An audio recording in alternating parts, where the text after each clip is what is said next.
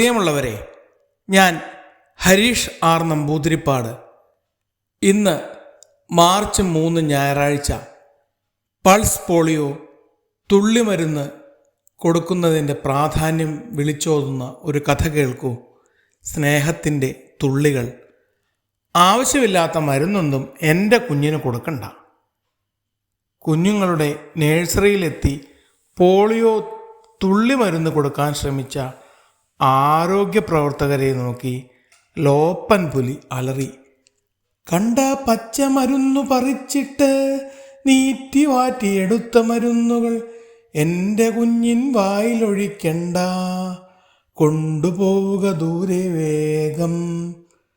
പുലിയച്ചൻ അലറിക്കൊണ്ട് പറഞ്ഞു.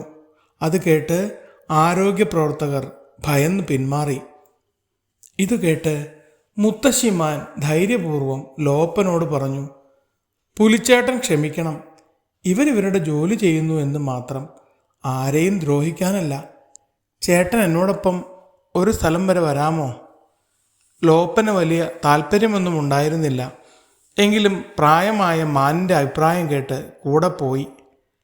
കുറച്ചകലെ മനോഹരമായ പുൽത്തകിടിയും പൂന്തോട്ടവും ചെറിയ അരുവിയുമുള്ള ഒരു പ്രദേശത്ത് അവരെത്തി. മനോഹരമായ കാഴ്ച കണ്ട് കുറച്ചു ദൂരം നടന്നപ്പോൾ നിറയെ അഴകുള്ള വള്ളിക്കുടലുകൾ. ആദ്യത്തെ വള്ളിക്കുടലിൽ ഒരു വശം തളർന്നു കിടക്കുന്ന മാൻകുട്ടിയെയാണ് കണ്ടത്. ഇതെൻ്റെ പേരക്കുട്ടി ഡോട്ടു. ഇവൾക്ക് ചലനശേഷിയില്ല. ചെറുപ്പത്തിലെ പോളിയോ ബാധിച്ചതാണ്. ചെറിയ കുഞ്ഞായിരുന്നപ്പോൾ പോളിയോ പ്രതിരോധ തുള്ളിമരുന്ന് കൊടുക്കാൻ ഞങ്ങൾ സമ്മതിച്ചില്ല.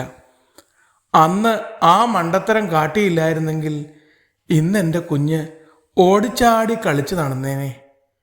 ഇവളെപ്പോലെ പലരുമുണ്ട് പോളിയോ ബാധിച്ചവരായി ഈ കൂട്ടത്തിൽ.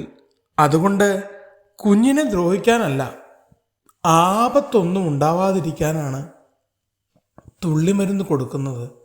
സ്നേഹത്തിൻ്റെ ഈ തുള്ളികളെ നിഷേധിക്കരുത്. അമ്മൂമ്മയുടെ വാക്കുകൾ കേട്ട് ലോപ്പൻ ആരോഗ്യ പ്രവർത്തകരുടെ അടുത്തേക്ക് ഓടി.